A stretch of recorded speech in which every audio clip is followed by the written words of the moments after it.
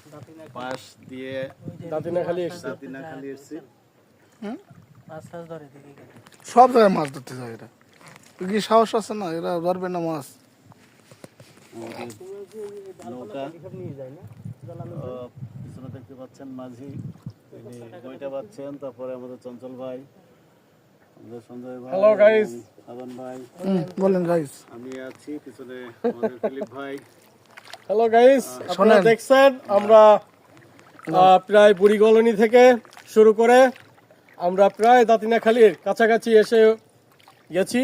আমরা আর একটু পরেই দেখতে পাবেন আমরা সেই দাঁতিনাখালিতে সেই গ্রামে আমরা উঠব এবং আমরা এখন যাচ্ছি সুন্দরবনের একেবারে কাছ দিয়ে যাচ্ছে। আপনারা দেখতে পাচ্ছেন যে সুন্দরবনের যে এরিয়া আর সেই এরিয়ার পাশ দিয়ে নদীর উপর দিয়ে আমরা যাচ্ছি। আর আমাদের টার্গেট রয়েছে যে দাঁতিনাখালিতে আজকে আমরা যাব এবং দাঁতিনাখালিতে আমরা একটি সবার আর্থিক উদ্দীপনা সবার আয়োজনও করা হয়েছে এবং সেই সভাতে আমরা আজকে একত্রিত হব। খ্রিস্টতে যে সমস্ত ভাই বন্ধু আপনারা যে যেখানে আছেন আমাদেরকে প্রার্থনায় স্মরণ করবেন।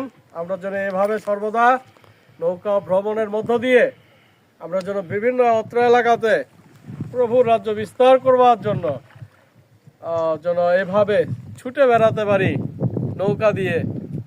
ধন্যবাদ সকলকে গাইস, ভালো থাকুন, ধন্যবাদ। আমাদের দুই ভাই মাঝি আছেন,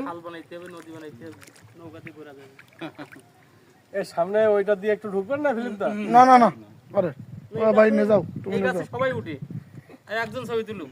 এটা এই গাছে না দাদা, ও সামনে আমাদের এই দুইজনের রাম আর কি নাম যেন, ওইটা কত বানর, ওই গাছে ওই গাছে ওই গাছে হ্যাঁ ওই যে ওই গাছে বানর, ওই চলে যাচ্ছে, ওই উঠে যাচ্ছে বানর কিন্তু কাছাকাছি আসে পড়ে ওরা, ওই গাছে। যে ঝামেলা করে ইয়ারে কামড় দিতে গেছিল। না না না কিছু করবে না, রিপনরে কামড় দিছিল ওই যে। ওরে না কিছু হবে না।